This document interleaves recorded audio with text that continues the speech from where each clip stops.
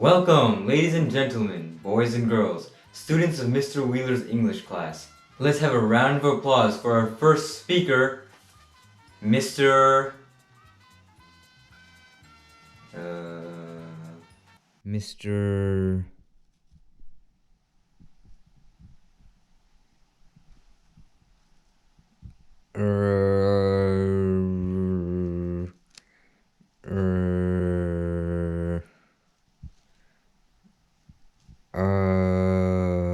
Mr. Rayan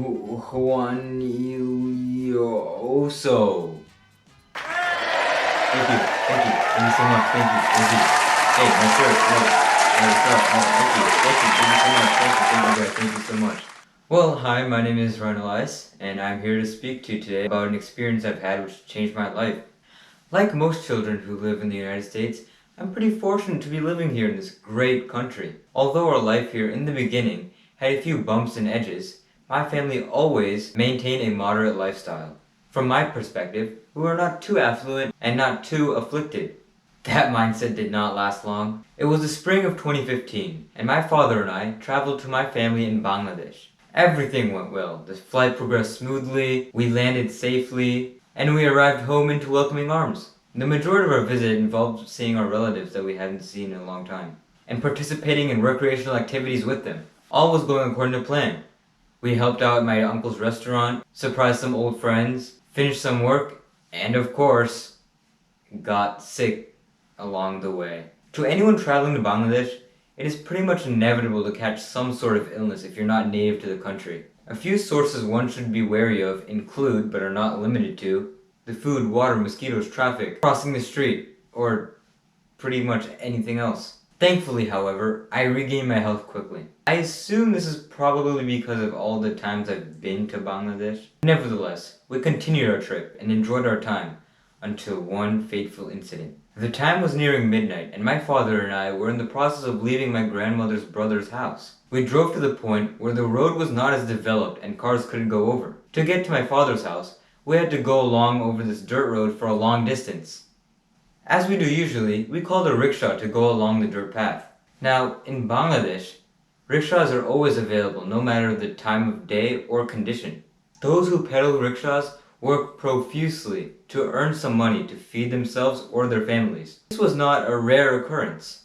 However, what made this situation really impact me was the person who was driving the rickshaw. A child, only a few years older than me, was assisting us to our destination.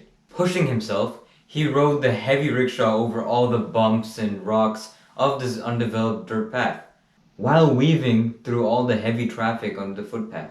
We arrived home, and the boy seemed exhausted from all the work he had done. It seemed as though he was working the entire night. Graciously, my father took him inside the house and gave him some food and water. Thankful for the food, he ate it unhesitatingly. Later he told us his father had passed away, and it was up to him to support his sick mother and sister. He cannot go to school as much as the other children due to his work. Hearing this, my mind became scattered with emotions and thoughts. Later that night, I thought to myself, would I be able to live like that? Would I be able to support my family? My father would always tell me, people will always work harder when there's no food in their stomachs. But would I be able to support myself and my family if my stomach was empty? As I contemplated to sleep, I came to the conclusion that only hard work and perseverance are the only things that can prevail. The next morning, I decided to go out and donate to as many orphanages and poor people as I could with my Eid al-Fitr money. In my mind, that's the least I could have done. To this day, I still think about that child who risked his life just to get us home.